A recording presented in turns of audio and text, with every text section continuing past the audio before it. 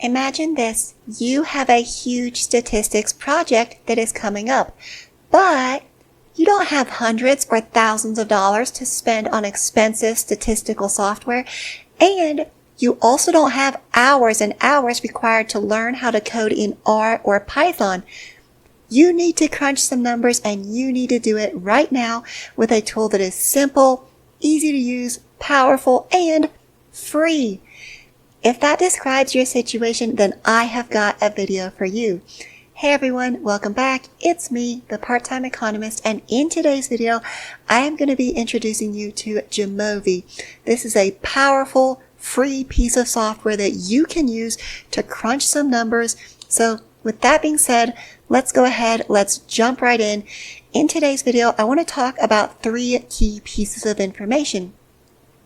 Number 1, I want to give an overview of what Jamovi is, some of the features that it offers, and number 2, I want to show you how to download and install it, and then finally, we will get started with some basic data. I'll show you how to do some descriptive statistics, we'll talk about data visualization, and hopefully by the end of this video, you will fall in love with Jamovi and you will be eager for the next tutorial. So with that being said, let's take a quick overview of why I think Jamovi is one of the best tools for a beginner in statistics. The reason that I say that is that this interface is clean, it's simple, it's easy to find what you're looking for. So if you want to do a t-test, you click t-test. If you want to do ANOVA, you click ANOVA. If you want to do a regression, you click regression, right? There is no coding required. It's simple. It's point and click. And check this out. It is interactive. So as I click these additional things, it's automatically calculating them for me, right?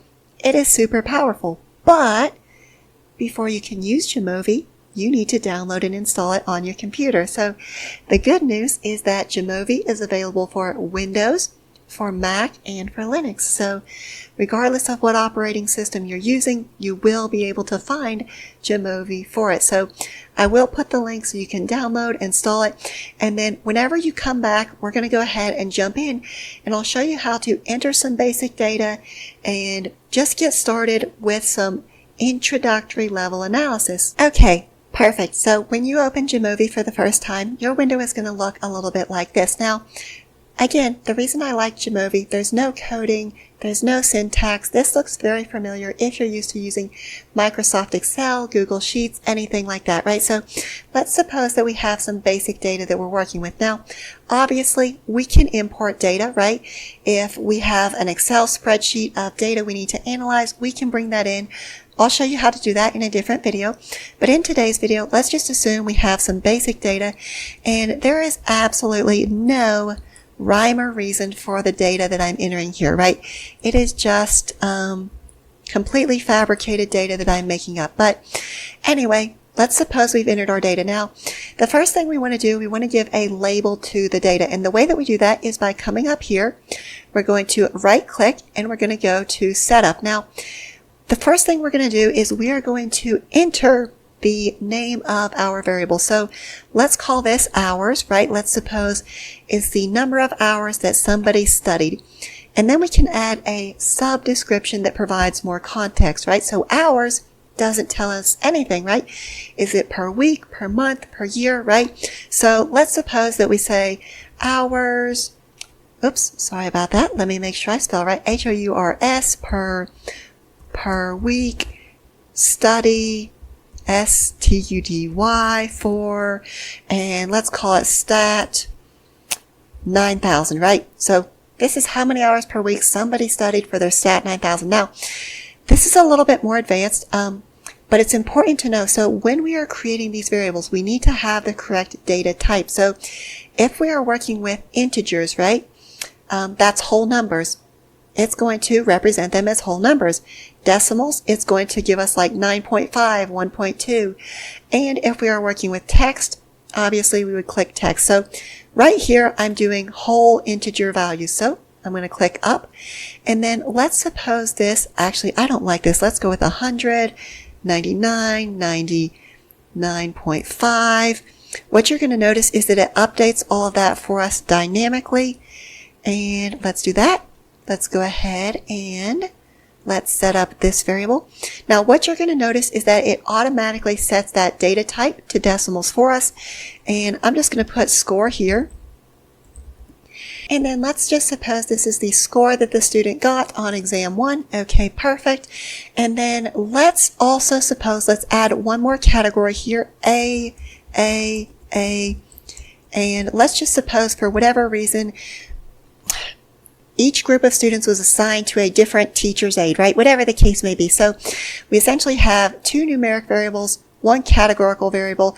Let's go ahead and explore this with some basic descriptives. So the cool thing about Jamovi is, like I said, there is no coding involved, right? So normally when you're doing an intro to statistics assignment, they're going to ask you for a couple different things, right? They're going to say, do basic descriptive statistics, right? They're going to say, what's the standard deviation? What is the range, the minimum, the maximum, the mean, the median, the mode, right? Like all of these things, it's just one click to generate all of this instantly. And check this out. So we're doing the hours that the student studied, right? If we want to do for score also, we just add that in as an additional column. So that is really cool. We can also, let me go back just to one variable here. We can create plots very simply, right? So histogram, boom, right there. We've got our histogram. If we want to check for normality, again, right there.